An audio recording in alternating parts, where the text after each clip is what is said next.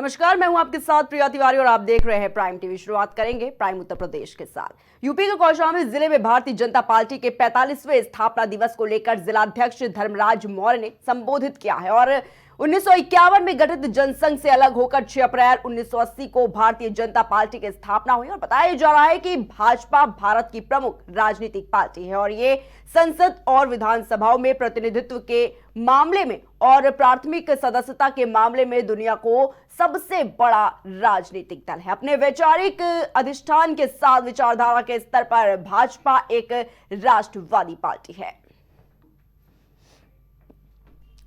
आज भारतीय जनता पार्टी का स्थापना दिवस है।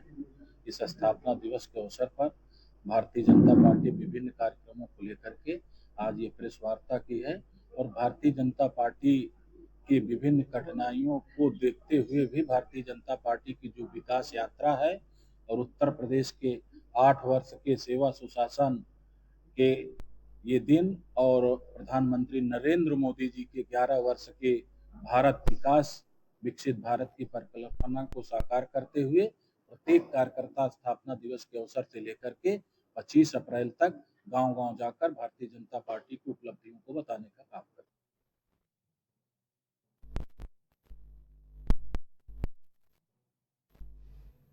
गृह मंत्री अमित शाह कल से जम्मू कश्मीर के दौरे पर है। आज शाह कठुआ में बीएसएफ की सीमा चौकी विनय का दौरा करेंगे और आपको बता दें कि वहां जमीनी हालात का आकलन भी करेंगे। 23 मार्च से कठुआ जिले के जंगलों में बड़े पैमाने पर तलाशी अभियान जो है वो चल रहा है और यहां पुलिस और अन्य सुरक्षा बलों ने हीरानगर सेक्टर में अंतर्राष्ट्रीय सीमा पार से घुसपैठ कर आए 5 आतंकवादियों के एक समूह को रोका था। बताना चाहेंगे आपको कि 27 मार्च को जिले में 2 दिनों तक चली भीषण गोलीबारी में 4 पुलिसकर्मी बलिदान हो गए थे और 2 आतंकवादी मारे भी गए थे। सूत्रों का यह भी कहना है कि बैठक में कटरा से श्रीनगर तक शुरू होने वाली रेल सेवा पर भी चर्चा होगी और साथ ही बता दें कि इस रेल सेवा के लिए कड़े सुरक्षा बंदोबस्त करने के लिए भी कहा जाएगा क्योंकि आतंकी संगठन इसे नुकसान पहुंचाने की फिराक में है और इसके अलावा आगामी श्री अमरनाथ यात्रा को लेकर भी चर्चा होगी क्योंकि इस बार काफी लोग रेल से भी यात्रा पर जाएंगे और ऐसे में दोनों को लेकर सुरक्षा चुनौती है और इससे निपटने के लिए बड़े स्तर पर सुरक्षा बलों की तैनाती भी की जाएगी। साथ ही आपको बता दें कि अमरनाथ यात्रा की सुरक्षा पुख्ता करने के लिए अहम फैसले लिए जा सकते हैं।